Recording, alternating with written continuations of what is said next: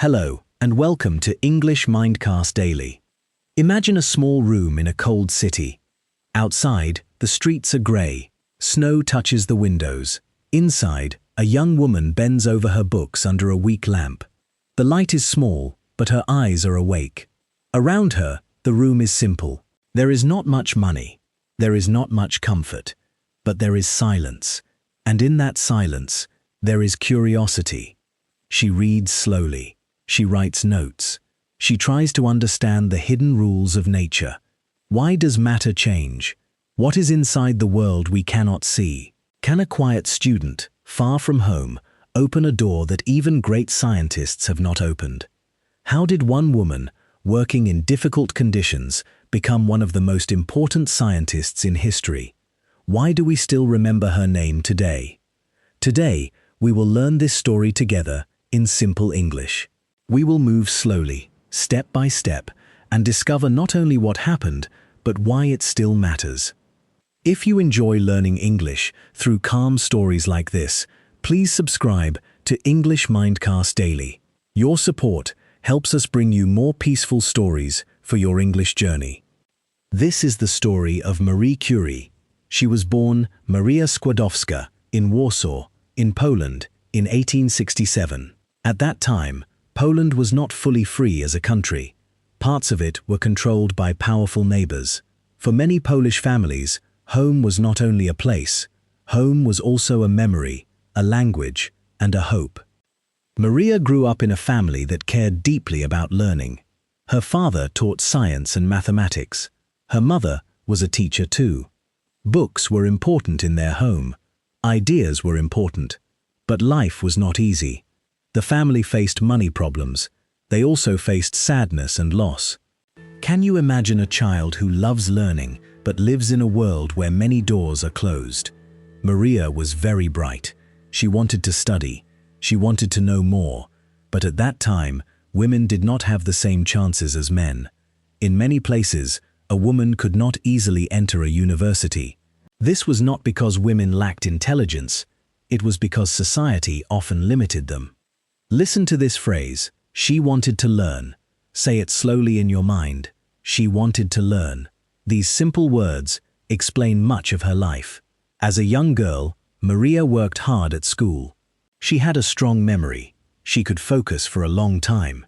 But she was not only a good student, she was also a young person living through pressure. Her country's culture was under control. People had to be careful. Even learning could feel like an act of courage. History often begins quietly. It does not always begin with kings, battles, or loud speeches. Sometimes it begins with a child reading in a room, while the world outside feels heavy. Maria dreamed of higher education. Higher education means study after basic school, usually at a college or university. But for her, this dream was difficult. Women in Warsaw had few official choices, so she joined secret study groups, sometimes called a flying university. The name may sound strange. It means the classes moved from place to place, so people could learn more safely. Why would people risk trouble just to study? Because knowledge can be a kind of light. When people are not free, learning can help them keep their dignity. Dignity means the feeling that you have value as a human being. Maria also had a sister named Bronislava, often called Bronia. The two sisters made a plan. First, Maria would work and help Bronia study medicine in Paris. Later, Bronia would help Maria come to Paris and study too. It was a simple plan, but not an easy one. It required patience, it required trust, it required love. For several years, Maria worked as a governess. A governess was a woman who taught children in a private home. She lived away from her family. She earned money. She saved what she could. This time was lonely. She was young, intelligent, and full of dreams, but her life moved slowly. What does courage look like? Sometimes it looks like a person standing on a battlefield, but sometimes it looks like a young woman doing ordinary work every day because she has not forgotten her dream. During these years, Maria continued to study by herself. She read books. She practiced science and mathematics. She did not have a rich laboratory. She did not have an easy path, but she had curiosity, and curiosity can be powerful. It can push a person forward when comfort is gone. But the most important turning point had not come yet. In 1891, Maria finally traveled to Paris. She was about 24 years old. In France, she began using the name Marie. Picture this moment. A young woman arrives in a large city. The streets are busy. The language around her is not her first language. The rooms are cold. Money is short. But the university doors are open. Paris was not easy for her. She studied at the Sorbonne, one of the famous universities in the city. She lived in poor conditions. Many accounts say she often had little food and little heat. We do not know every small detail of her daily life, but we know this: she worked very hard. At first, she was almost alone. She was far from Poland, far from family, and far from comfort. But she was close to something she loved. She was close to science. Say it with me: step by step. This is a useful phrase. It means slowly, one action after another. Marie moved step by step. She studied physics and mathematics. Physics is the study of matter, energy, movement, and the natural world. These subjects were difficult. They required clear thinking and long hours. But Marie did not run away from difficulty. She leaned toward it. This is where the story becomes interesting. Marie was not searching for fame. She was not trying to become a legend. She was trying to understand. She wanted to know how nature worked. And sometimes, when a person follows a question honestly, the question leads to a place no one expected. In Paris, Marie met Pierre Curie. Pierre was also a scientist. He studied crystals, magnetism, and other parts of physics. He was quiet and serious. He respected Marie's mind. That mattered. In a world where many people still doubted women in science, Pierre saw her as a true partner. They married in 1895. Their life together was simple. They did not live for luxury. They shared work, ideas, and a deep love of science. Their home was not just a home, it was also a place of thought. Their journey together would bring light to the hidden world inside matter. But light can also come with danger, and soon, Marie would begin studying something mysterious, something invisible, something that seemed to send energy from deep inside certain elements. This changed everything. Marie began to look closely at a strange scientific mystery. Some materials gave off energy without being touched. They seemed to send out invisible rays. Rays are lines of energy, like light, but these rays could not be seen by the eye. A scientist named Henri Becquerel had noticed this strange effect in uranium. Uranium is a heavy natural element found in some minerals. His discovery opened a question. Where did this energy come from? Why did uranium give off rays by itself? Was the energy coming from outside or from deep inside the material? Marie chose this mystery for her research. This choice was brave. It was not an easy subject. It was new. It was uncertain. There were not many clear answers. But Marie was not afraid of hard questions. She had followed difficult roads before. Here is a useful word: radioactivity. Radioactivity means the energy that comes from the inside of some atoms. An atom is a tiny part of matter. At that time, scientists did not fully understand atoms. Marie's work helped change that. Think about that for a moment. A quiet woman from Warsaw, who had once studied in secret, was now asking questions about the deepest parts of nature. What is hidden inside matter? What can the invisible world teach us? How can something so small hold so much power? Marie tested many materials. She measured them carefully. Measurement was important. It was not enough to guess. She needed numbers, results, and patience. Again and again, she worked with Pierre.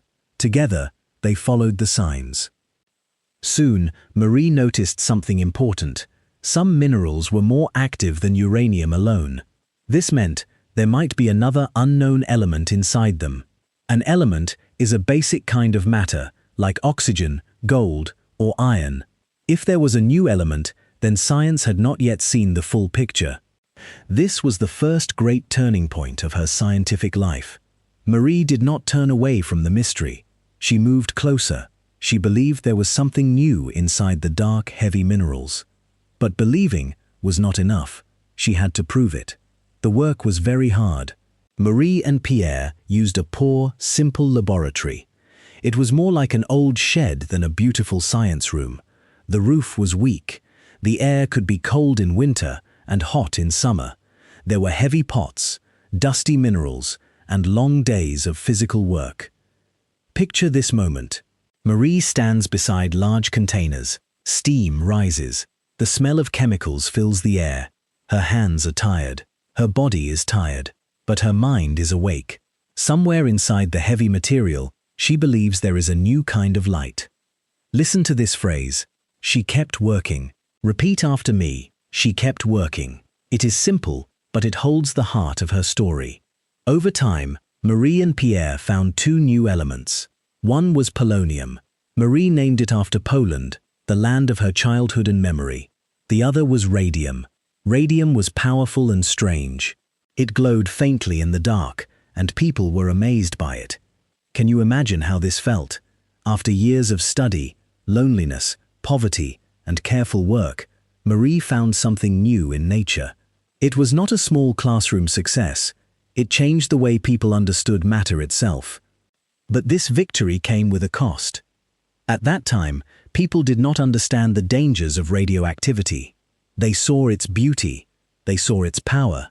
They saw its possible use in medicine and science. But they did not yet know how deeply it could harm the human body. Marie and Pierre often handled radioactive materials with little protection. The invisible light they studied was also an invisible danger. History is more complex than it first appears. A discovery can bring hope, and it can bring risk. A new power can help people, but it can also hurt them if people do not understand it. Why does knowledge often come with responsibility? Why must humans learn not only what we can do, but what we should do? In 1903, Marie Curie shared the Nobel Prize in Physics with Pierre Curie and Henri Becquerel. A Nobel Prize is one of the highest honors in science, literature, and peace. Marie became the first woman to win a Nobel Prize. This was a powerful moment, not only for her, but for women in science. But fame did not make her life simple. Some people admired her deeply. Others still looked at her through unfair ideas about women. She had to prove herself again and again. Her work was strong, but society was slow to change. Think about this. Why should a person have to fight for respect after giving so much to the world? Why does progress in science sometimes move faster than progress in human hearts? Marie and Pierre continued their work. They were not rich. They did not seek luxury. They chose not to make great personal money from radium. They wanted science to grow. They wanted other researchers to study it too. This shows something important about their values. But then, something terrible happened.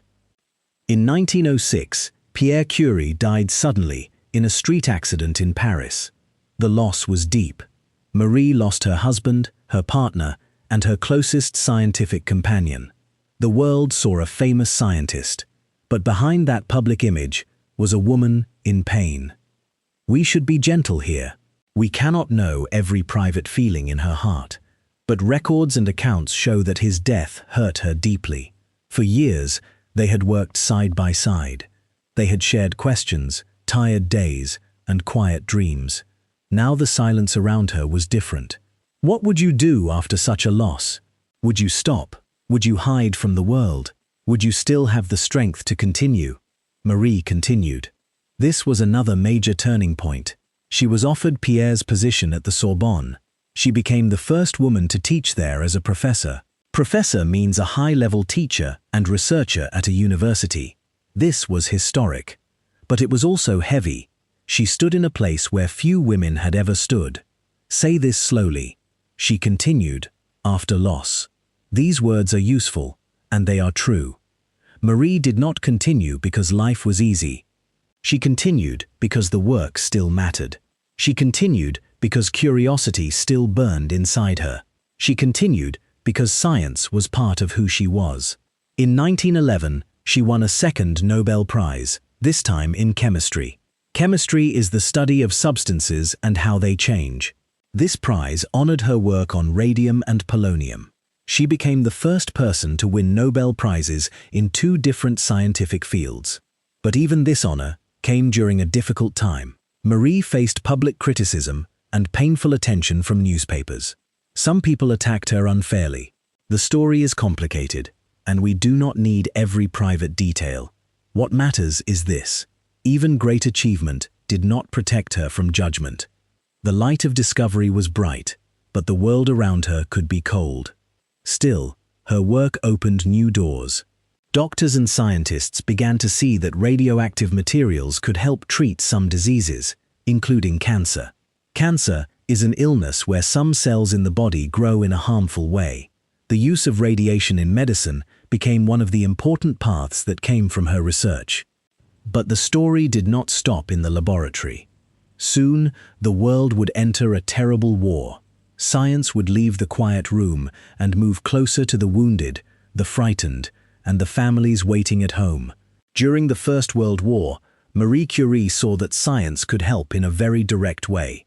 Soldiers were hurt, and doctors needed to see inside the body without opening it. X-rays could help them find broken bones and pieces of metal. X-rays are a kind of invisible light that can pass through the body and make pictures of what is inside. Marie understood the problem. If wounded people could not easily reach the machines, then the machines had to reach them. So she helped create mobile X-ray units. They were small X-ray rooms placed in vehicles. People later called them little Curies. Picture this moment. The roads are rough, the sky is dark. A vehicle moves toward a hospital near the front. Inside it is not a weapon, but a machine for seeing. In a time of fear, Marie brought knowledge. She brought care. Her daughter Irene helped her too. Together, they trained people to use the machines. Many of these workers were women.